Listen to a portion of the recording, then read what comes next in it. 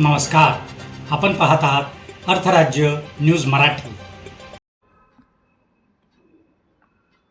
लांब प्रवासाच्या ST buses पूर्ण प्रवासाआधीच पडत आहेत बंद.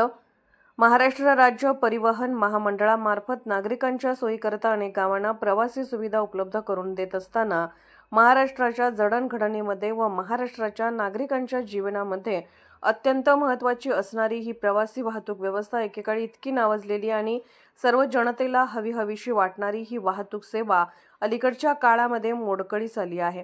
ज्या प्रवासासाठी निघतात तो प्रवास ती बस पूर्ण करेलच याची खात्री अलीकडे कमी होत चाललेली आहे.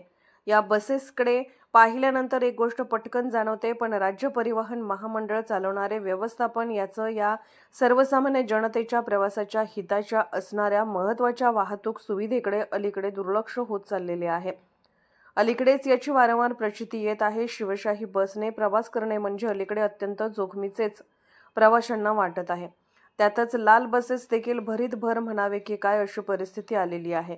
याचा नुकताच प्रत्यय कुरुंदवाड लातूर कुरुंदवाड बस क्रमांक MH14BT 3734 या लांब पल्ल्याच्या कुरुंदवाड बस डेपोच्या बसने विश्रामबाग परिसरात प्रचंड वाहतूक करणाऱ्या व सांगली मिरज या मुख्य रस्त्यात विश्रामबाग सिग्नलला बसचे जॉईंट खालील ब्रॅकेट तुटलेने भर रस्त्यातच बंद पडली.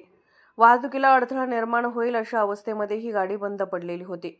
या लांबच्या प्रवासी वाहतूक करणाऱ्या बसेस जर पूर्ण प्रवासाआधीच भर रस्त्यामध्ये बंद पडत असतील तर त्या बसने प्रवास करणाऱ्या सर्व प्रवासी नागरिकांना तसेच मुख्य रस्त्यावरून वाहतूक करत असणाऱ्या सर्व वाहनांना त्रासदायक ठरत आहे. अनपेक्षितपणे रस्त्यात बंद झालेल्या गाडीच्या पाठीमागून येणाऱ्या गाड्यांना जर वेगावर कंट्रोल करता आला नाही तर भयंकर स्वरूपाचा अपघात अशा या नादुरुस्त बसेसमुळे घडू शकतो. याला जबाबदार कोण? अशा प्रकारचे प्रश्न नागरिकातून विचारले जात आहेत.